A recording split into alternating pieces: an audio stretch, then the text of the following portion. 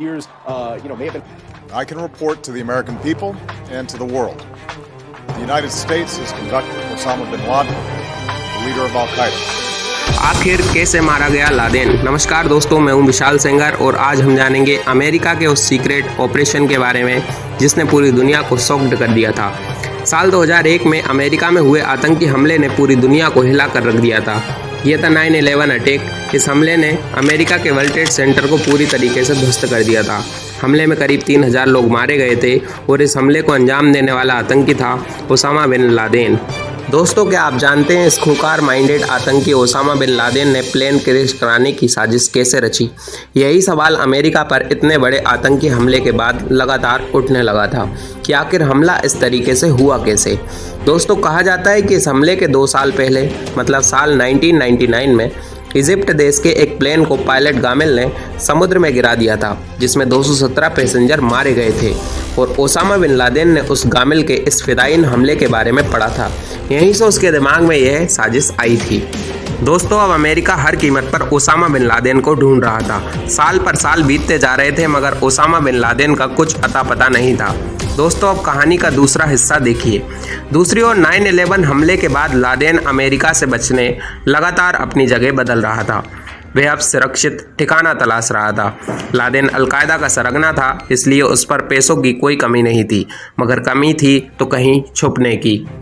Osama bin Laden ने अपने bodyguard Ibrahim को पाकिस्तान के एबटाबाद में ज़मीन खरीदने और एक खुफिया घर बनाने के लिए आदेश दिया। लादेन के इस इंस्ट्रक्शन को फॉलो करने इब्राहिम ने एबटाबाद में एक 3 मंजिला घर बनाया, जिसके आसपास कुछ खाली प्लॉट खरीदे और बाउंड्री बना दी। और सन 2005 में लादेन की पूरी फैमिली और लादेन इस घर में रहने आ गए थे। बॉडीगार्ड इब्राहिम इसी घर के पिछले हिस्से में रहने लगा था और इस तरह 4 साल आराम से बीत गए। लेकिन साल 2009 में एक दिन पाकिस्तान में अमेरिकी जासूस के एक खबरी ने लादेन के बॉडीगार्ड इब्राहिम को देख लिया था। इसके बाद उसने इब्राहिम का पीछा किया और उस घर तक पहुंच गया जहां इब्राहिम और लादेन रहता था। और इसी बेसिस पर अमेरिका को लादेन के ठिकाने का छोटा मोटा संकेत मिल गया था। दरअसल इस घर में कई ऐसी चीज़ें थीं जिसकी वजह से CIA को संदेह हुआ। जैसे घर चारों ओर से पैक था और घर में खिड़कियां नहीं थी। और अब इन्हीं सुरागों के बेसिस पर CIA ने अपनी इन्फॉर्मेशन अमेरिकी राष्ट्रपति बराक ओबामा को पहुंचा दी थी। ये सूचना थी, पाकिस्तान के एबटाबाद में एक लंबा चौड़ा कंपाउंड है जिसके आधे हिस्से में मकान मालिक रहता है, आधा हिस्सा बंद रहता है। और इस पुख्ता सबूत में ये भी बताया गया कि लादेन उसी घर में है। अब अमेरिकी राष्ट्रपति बराक ओबामा के पास एबटाबाद के इस घर को बर्बाद करने के 2 विकल्प थे। पहला विकल्प था कि इस घर को हवाई हमले से पूरी तरीके से तहस नहस कर दिया जाए, लेकिन इस विकल्प को चुनने पर अमेरिका कभी दुनिया को यह नहीं बता पाता कि लादेन मारा गया है। और दूसरा विकल्प था अमेरिका की सेना पाकिस्तान में उतरे और घर में घुसकर लादेन को मौत के घाट उतारे। लेकिन इस विकल्प में काफ़ी रिस्क था क्योंकि अमेरिकी सैनिकों पर पाकिस्तानी वायुसेना हमला कर सकती थी। उस समय अमेरिका के उपराष्ट्रपति रहे जो बाइडन ने इसे बेवकूफ़ी भरा फैसला बताया और कहा कि अमेरिका इस मिशन में फेल हो जाएगा, क्योंकि किसी देश में सेना ऑपरेशन के लिए जाए और उस देश की सरकार से परमिशन ना ले, ये कैसे पॉसिबल हो सकता है। लेकिन अमेरिकी राष्ट्रपति बराक ओबामा इस प्लान को अंजाम देने का मन बना लिए थे। वे नहीं चाहते थे कि पाकिस्तान को इस मिशन के बारे में बताया जाए और इस तरह दुनिया का सबसे रिस्की ऑपरेशन अमेरिकी सेना करने वाली थी। अब दिन था 2 मई 2011। ठीक 2 बजे 2 ब्लैक हॉक हेलीकॉप्टर ने पाकिस्तान के एबटाबाद के लिए उड़ान भरी। इसमें 23 अमेरिकी कमांडो थे और एक पाकिस्तानी ट्रांसलेटर और एक कायरो नाम का कुत्ता भी था।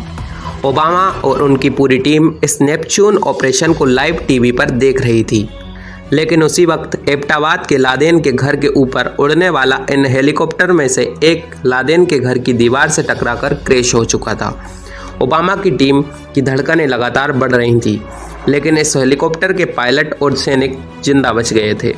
दूसरा हेलीकॉप्टर लादेन की छत पर अमेरिकी सैनिकों को उतार चुका था।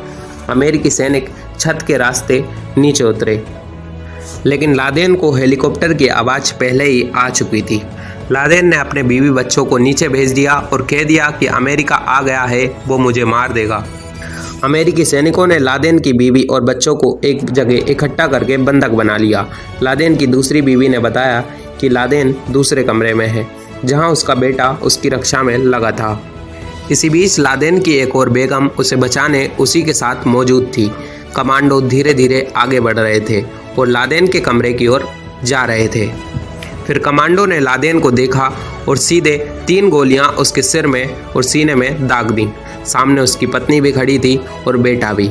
जल्दी से उन्हें बंधक बना लिया गया। अमेरिकी सैनिक लादेन का शव अपने साथ ले जाने वाले थे। उन्होंने उसकी बॉडी को घसीटा और उठाकर हेलीकॉप्टर में रख लिया। सैनिकों ने अमेरिका में बैठे राष्ट्रपति और उनकी टीम को कहा जेरेनिमो, एनिमी किल्ड इन एक्शन, और खुशी की लहर दौड़ उठी। उपराष्ट्रपति जो बाइडन ने बराक ओबामा को कांग्रेचुलेशन बॉस कहा। बराक ओबामा ने सबसे हाथ मिलाया।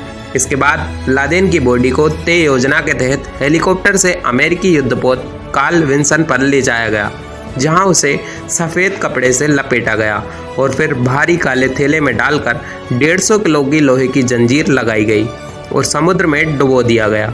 और दोस्तों, इस तरीके से अमेरिका ने अपने देश के उन सिविलियंस को श्रद्धांजलि दी।